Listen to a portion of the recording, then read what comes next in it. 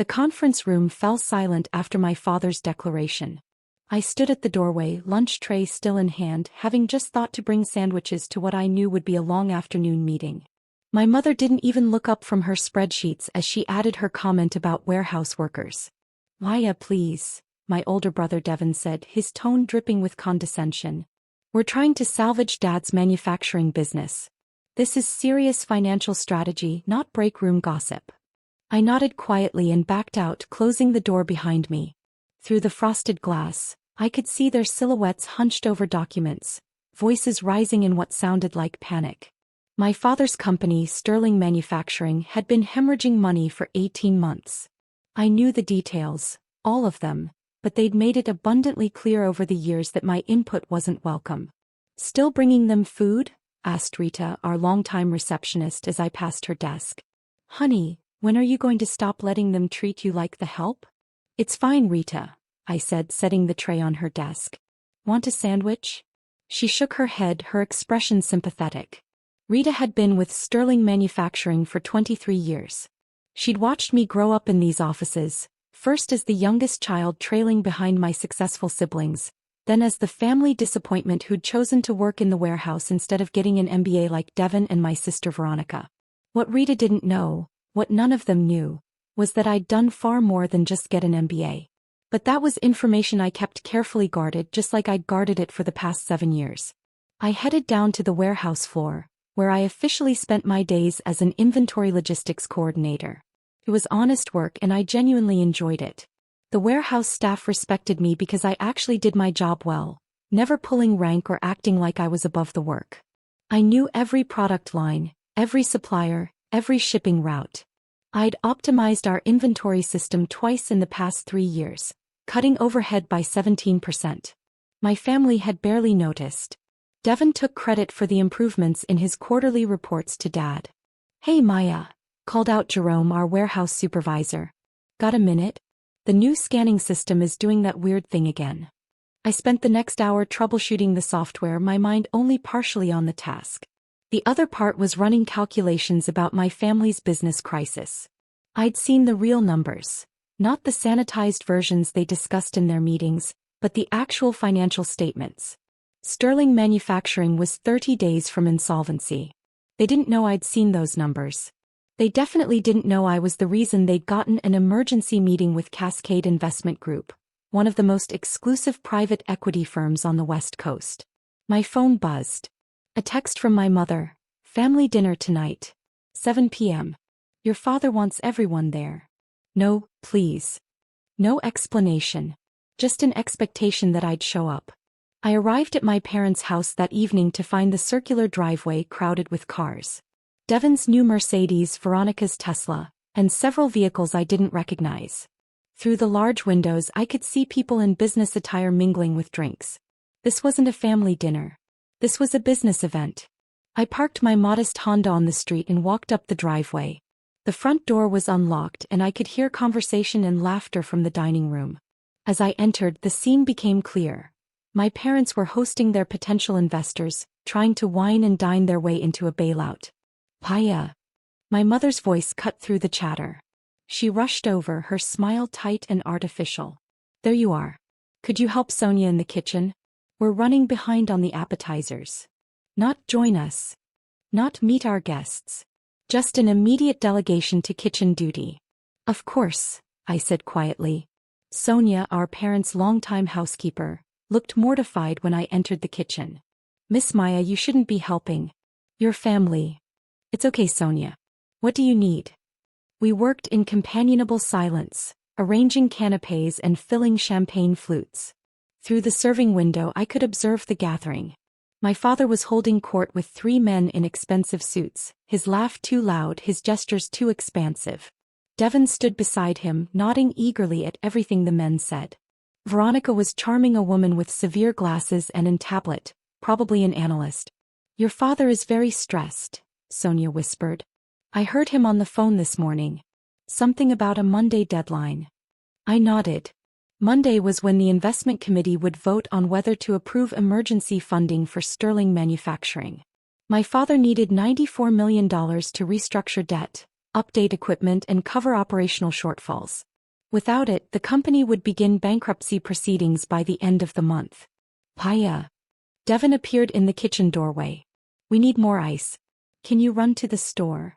There's ice in the garage freezer, I said. That's not enough. We need the good ice. The clear kind. There's a specialty store about 20 minutes away.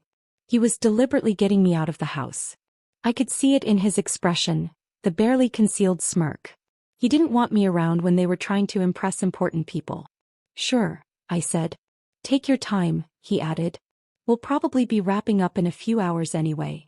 I grabbed my keys and left, but I didn't go to any specialty ice store. Instead, I drove to a nearby coffee shop and opened my laptop. I had work to do, real work, the kind my family had no idea I was capable of. My email inbox showed 43 new messages. I sorted through them quickly, responding to the urgent ones. Most were routine matters related to my actual career, the one I'd been building quietly for 7 years while my family thought I was just a warehouse worker content with an hourly wage. One email made me pause. It was from Richard Chin, senior partner at Cascade Investment Group. Maya committee meeting moved to Sunday evening 8 p.m. They want to accelerate the timeline. Can you join via video conference? Your perspective on the operational realities would be valuable. Richard. I checked my watch. It was currently 7:47 p.m. on Sunday evening. I typed back quickly, in transit. We'll call in from car if needed. What's the situation? His response came within seconds. Family made presentation this afternoon. Numbers don't match our due diligence findings. Multiple discrepancies in operational efficiency claims. Need your input before vote. Of course, Devon had fudged the numbers. He'd been doing it for years, padding his contributions and hiding problems. Our father either didn't notice or didn't care, too proud of his successful son to look too closely.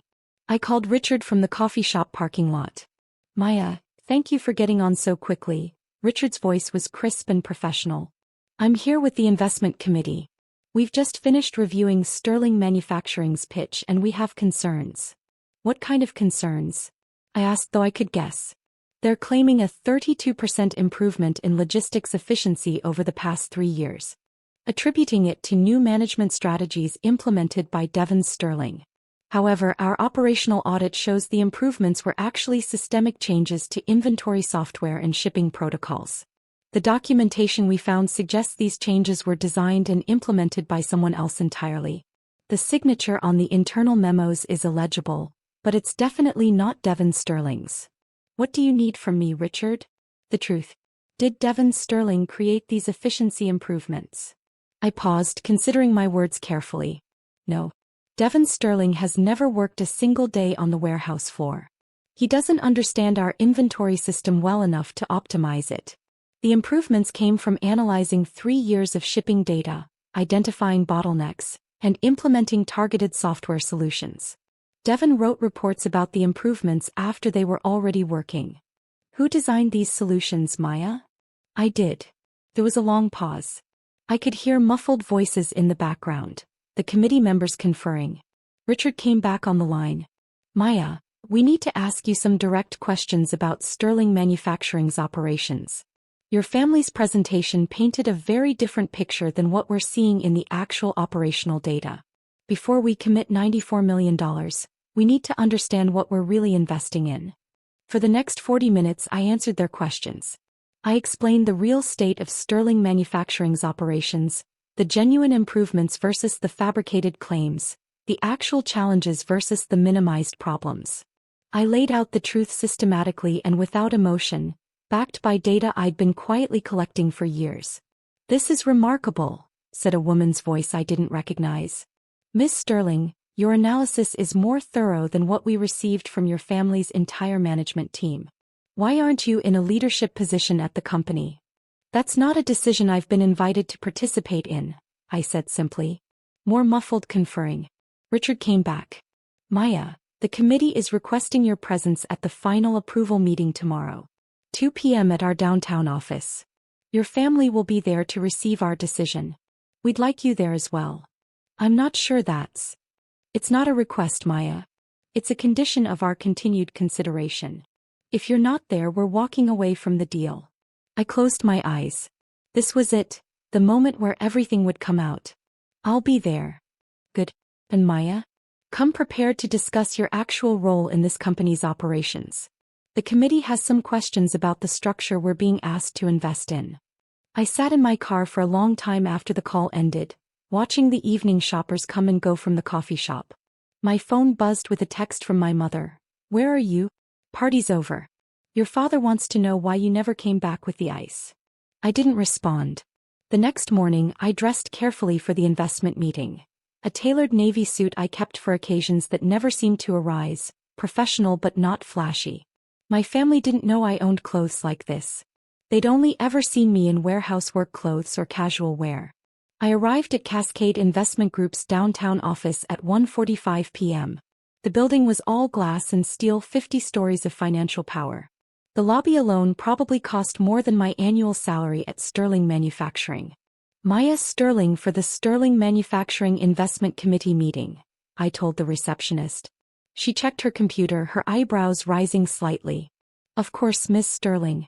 They're expecting you. 42nd floor, conference room A. You can go right up. The elevator was silent and smooth. I watched the floor numbers climb, my reflection staring back at me from the polished doors. This was going to change everything. There was no going back after today. The 42nd floor was hushed and elegant. A young man in an expensive suit met me as I exited the elevator. Miss Sterling? I'm James, Mr. Chen's assistant. The committee is running a few minutes behind. Your family arrived about 20 minutes ago. They're in the waiting area. He gestured to a seating area around the corner. I could hear my father's voice before I saw him, loud and confident. Absolute formality at this point. Chen practically guaranteed approval on Friday. This is just paperwork. I rounded the corner. My entire family was there. Mom, Dad, Devon, and Veronica.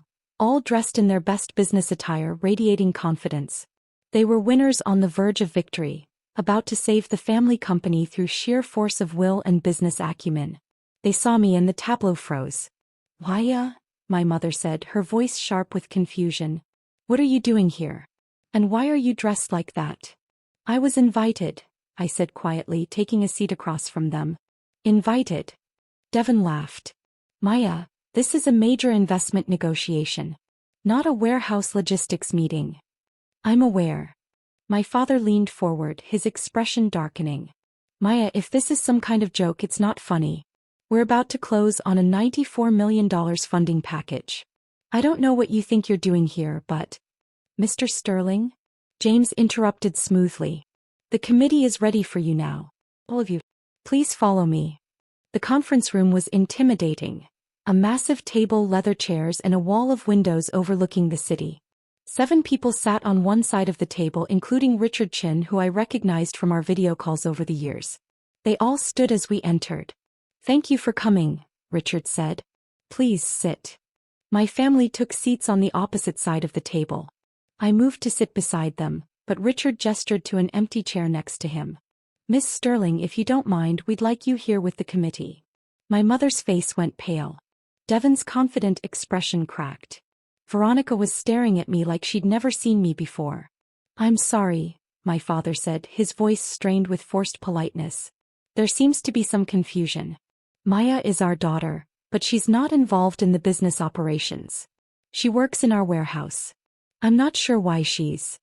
Mr. Sterling, Richard interrupted, his voice professional but firm. We're fully aware of where your daughter works. We're also aware that she's the primary architect of every significant operational improvement your company has achieved in the past 7 years. The improvements you and your son have been taking credit for. The silence was absolute. Richard continued, opening a folder. Maya Sterling, MBA from Stanford, graduated top 5% of her class. Advanced certifications in supply chain optimization, logistics management, and industrial systems engineering. She's published 3 papers in peer-reviewed journals on manufacturing efficiency. And for the past 7 years, while working an hourly position in your warehouse, she's been quietly fixing every operational problem your management team has either caused or ignored. He slid documents across the table. Printed emails, system design documents, implementation plans. All of them marked with my signatures, my employee ID, my detailed notes. These are just samples, Richard said. We have hundreds of pages of documentation proving that Maya Sterling is the only reason your company has remained functional enough to even qualify for investment consideration. My father was staring at the documents like they were written in a foreign language. Devon had gone from red to white to red again. My mother's hands were shaking. Furthermore, Richard continued, and now his voice had an edge to it, your son Devon has been systematically taking credit for Maya's work in official reports for the past 4 years. He's claimed personal responsibility for efficiency improvements he didn't design, cost savings he didn't create, and operational innovations he doesn't understand. That's fraud, Mr. Sterling. Fraud that you've apparently been complicit in either through ignorance or intention. Now wait just a minute. My father started to rise from his chair. Sit down, said the woman to Richard's left. Her nameplate read Sandra Liu, Managing Director. Her voice was ice. We've invested 6 weeks and considerable resources into due diligence on your company, Mr. Sterling. What we've discovered is that you've built your pitch around the competence of a management team that has demonstrably failed at every level. The only person in your organization who has shown consistent competence is the one person you've deliberately kept out of any leadership role. She looked directly at me. Miss Sterling, we've reviewed your complete work history. 7 years of documented improvements, innovations and problem solving. You've saved Sterling Manufacturing an estimated $4.2 million in operational costs. You've improved delivery reliability by 41%. You've reduced workplace injuries by 63% through better safety protocols that you designed and implemented yourself. And you did all of this while being paid $23.50 an hour and being excluded from every meaningful business discussion. My mother made a small choked sound. Sandra wasn't finished. So here's where we are, Mr. Sterling. Cascade Investment Group is prepared to provide $94 million in emergency funding to Sterling Manufacturing. However, we have conditions that are non-negotiable. She slid a document across the table to my father. First, Maya Sterling will be appointed Chief Operating Officer, effective immediately with full authority over all operational decisions.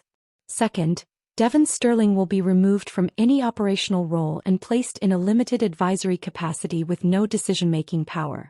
Third, we require a complete restructuring of your management team, with positions filled by qualified professionals rather than family members who've proven themselves incompetent. This is absurd. Devon exploded.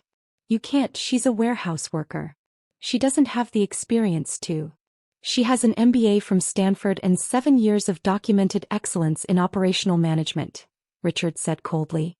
What she doesn't have is a track record of lying on official reports and taking credit for other people's work. Unlike you, Mr. Sterling. Veronica, who'd been silent until now, spoke up. And what about me? I'm the CFO. I've managed our finances. Into the ground, Sandra said bluntly. Miss Sterling, your financial management has been adequate at best and negligent at worst. You'll be replaced by a CFO of our choosing. You can stay on as a financial analyst if you're willing to actually do the work, but your executive role is over. My father was shaking his head, his face flushed. No, absolutely not. I'm not going to let you come in here and humiliate my family, put my youngest daughter, who's never shown any interest in leadership, in charge of my company, and push out my son who's worked his whole life. Your son has worked his whole life taking credit for your daughter's achievements, Richard said. And your daughter has shown nothing but interest in leadership. You've just been too proud or too blind to notice. She's been leading, Mr. Sterling. She's been leading from the bottom up, doing the actual work that's kept your company alive while your management team has been playing executive. He leaned forward. Here's what's really happening today. You have a choice. Accept our terms, give Maya the authority she's earned and should have had years ago and save your company. Or refuse, walk away from this funding and file for bankruptcy within 30 days. Those are your only options. The silence stretched out. I could hear the clock on the wall ticking, the faint sound of traffic from 42 floors below. My father looked at me, really looked at me for what felt like the first time in years. Maya, is this true? All of this? I met his eyes steadily. Yes. Why didn't you tell us? Why didn't you? You never asked, I said quietly. And when I tried to contribute, tried to participate, you told me business meetings were for actual contributors. Not warehouse workers. My mother flinched like I'd slapped her. Every time I suggested an improvement, Devon took credit. I continued, my voice still calm but carrying clearly through the room. Every time I solved a problem, Veronica wrote reports that left out my involvement. Every time I tried to be part of the family business, you reminded me that I'd chosen to work in the warehouse. As if that made me less valuable. Less worthy of being heard. Why? My father's voice cracked. We didn't realize. You didn't want to realize, I said. It was easier to believe Devon was brilliant and I was content being invisible. Easier than acknowledging that your youngest daughter might be the most competent person in the company. Sandra cleared her throat. Mr. Sterling, we need a decision. Sign the agreement with our conditions or we're done here. My father looked at the document, then at Devon, who was staring at the table. Then at my mother, who had tears in her eyes. Finally back at me. If I sign this, if you become CEO, will you save the company? I'll do what I've always done, I said. My job. Actually do the work instead of just claiming credit for it. He picked up the pen with a shaking hand and signed. The meeting concluded with handshakes and formal congratulations that felt surreal. My family left the conference room in shell-shocked silence. I stayed behind at Richard's request. Maya, he said once we were alone, I want you to know that we're genuinely excited about this partnership. Your operational analyses over the past 2 years have been exceptional. We wouldn't have considered Sterling Manufacturing at all if not for your work. 2 years. I said carefully. He smiled. You didn't think we randomly reached out to your father's company, did you? We've been watching your work for 2 years, Maya. Your inventory optimization system caught our attention when you presented it at a supply chain conference. You didn't know we had people there. We've been waiting for the right moment to make a move, and your father's financial crisis provided that opportunity. You orchestrated this, I said slowly. The timing, the emergency meeting, all of it. We created an opportunity, Richard corrected. What you do with it is entirely up to you. But yes, we wanted you in a position where your family would have to see your actual value. Where they couldn't ignore you anymore. I thought about that for a moment. Thank you. Thank us by turning Sterling Manufacturing into the success we know it can be. You have the skills, Maya. You've just never had the authority. Now you do. I left the Cascade offices and took the elevator down to the parking garage. My phone had 17 missed calls. 12 from Devon, 3 from Veronica, 2 from my mother. I ignored all of them and drove home to my small apartment. That evening my father called. I almost didn't answer. Maya, he said when I finally picked up. His voice sounded old, tired. Can we talk? Your mother and I, we'd like to talk. Hey, I said. Not on the phone. Can you come to the house? Please. I drove over, noting that Devon's Mercedes and Veronica's Tesla were both absent. It was just my parents' cars in the driveway. They were waiting in the living room, sitting close together on the couch like they were bracing for bad news. My mother had been crying. My father looked like he'd aged 10 years since the morning. Maya, sit down, my father said. Please. I sat in the armchair across from them, waiting. We owe you an apology, my mother began, her voice shaking. Not just for today but for years. We've been terrible parents to you. Not terrible, my father said. Blind. Dismissive. Proud. We put Devon on a pedestal because he fit what we thought success looked like. And we completely missed that you were the one actually holding everything together. I didn't say anything. What could I say? Rita called me this afternoon, my father continued. She chewed me out for 20 minutes about how we've treated you. She said she's been watching you fix problems and solve crises for 7 years, and we've never once acknowledged it. She said you've saved the company a dozen times over and we didn't even notice. She's right, my mother whispered. Maya, we're so sorry. We made you feel worthless in your own family. We made you feel like you weren't good enough. And all this time you were better than all of us, my father finished. Better at the work. Better at staying humble. Better at doing what needed to be done without needing credit or praise. I felt something tight in my chest loosening slightly. I didn't do it for credit. We know, my father said. That's what makes it worse. You did it because you cared about the company. About the employees. About doing good work. And we treated you like you were nothing. What happens now? I asked. My father took a deep breath. Now you save the company. Really save it. Cascade is right, you should have been COO years ago. Maybe you should be CO. I clearly don't know what I'm doing anymore. I don't want to be CO, I said. But I do want to be respected. I want to be heard when I speak. I want my work acknowledged, not stolen. Can you do that? Yes, they both said simultaneously. What about Devon? I asked. My father's face hardened. Devon and I had a very difficult conversation this afternoon. He's taking a leave of absence from the company. When he comes back, if he comes back, it will be in a junior position where he can actually learn the business instead of just pretending he knows it. He has a lot of growing up to do. And Veronica? She's angry, my mother admitted. She feels humiliated. But she's also smart enough to know that she kept her job when she probably shouldn't have. She'll come around or she'll leave.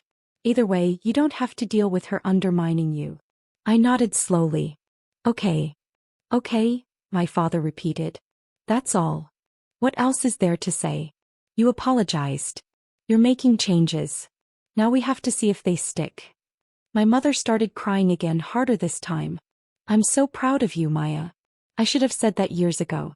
I'm so proud of who you are. I felt my own eyes burning. Thank you. We talked for another hour, clearing the air on years of dismissals and disappointments. It wasn't a perfect reconciliation. Too much had happened, too many years of feeling invisible. But it was a start. On Monday morning, I walked into Sterling Manufacturing's executive offices for the first time as Chief Operating Officer. Rita nearly fell out of her chair when she saw me. Maya? What are you? Oh my God, is it true? Did they really make you COO? They really did, I said, smiling. She whooped and ran around her desk to hug me. It's about damn time. Oh honey, I've been praying for this day for years. The warehouse staff threw an impromptu celebration during lunch break. Jerome gave a speech about how I'd always treated everyone with respect, never acted superior, and actually knew how to do the work. Several people cried. I might have cried a little too. The transformation of Sterling Manufacturing took time. I spent my first month as COO systematically documenting every operational process, identifying inefficiencies, and implementing evidence-based solutions. I promoted 3 warehouse workers to management positions because they demonstrated competence and leadership. I fired 2 executives who'd been coasting on tenure rather than performance. The numbers started improving immediately. Within 6 months, Sterling Manufacturing was ahead of every projection Cascade had made. Within a year, we were profitable for the first time in 3 years. Devon eventually came back to the company working in sales. He was better at it than he'd ever been at operations, and he was humble enough now to admit when he didn't know something. We weren't close, but we were civil. Veronica left after 8 months to take a CFO position at another company. We wished her well. She's apparently doing fine there. My parents and I rebuilt our relationship slowly. Trust doesn't come back overnight, but they made genuine efforts to see me, really see me, and to value my contributions. My father started asking my opinion in meetings and actually listening. My mother stopped making comments about my clothes or my choices. 2 years after becoming CEO, Richard Chin called me.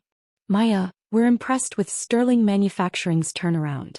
The board wants to discuss acquisition opportunities. Are you interested in exploring expansion? Send me the details, I said. I'll review them with my team. People I'd hired, trained, and empowered. People who were competent and dedicated and actually did the work. Richard laughed. You've come a long way from the woman who was just bringing sandwiches to meetings. No, I said quietly. I was always this person. People just needed to stop assuming otherwise. I hung up and looked out my office window at the warehouse floor below. Workers were loading trucks, moving inventory, doing the essential work that kept everything running. Real work. Important work. The kind of work I'd never been ashamed of, even when my family thought I should be. My phone buzzed with a text from my father. Dinner tonight? Your mother wants to celebrate your Forbes profile coming out. I smiled. The Forbes article had been unexpected. 30 under 40 manufacturing leaders to watch. They'd interviewed me about turning around a failing family business while working from the warehouse floor up. The profile was titled, "The COO Who Fixed Everything While Everyone Else Took Credit." I texted back, "I'll be there." Some stories take years to unfold. Some power reveals happen slowly in boardrooms and balance sheets rather than dramatic confrontations. But the ending is the same. Truth comes out, competence rises, and the people who did the real work finally get recognized. I'd spent 7 years being invisible, dismissed, and underestimated. Now I was exactly where I'd always deserved to be, leading the company I'd been saving all along. And my family finally understood what it cost them to refuse to see me.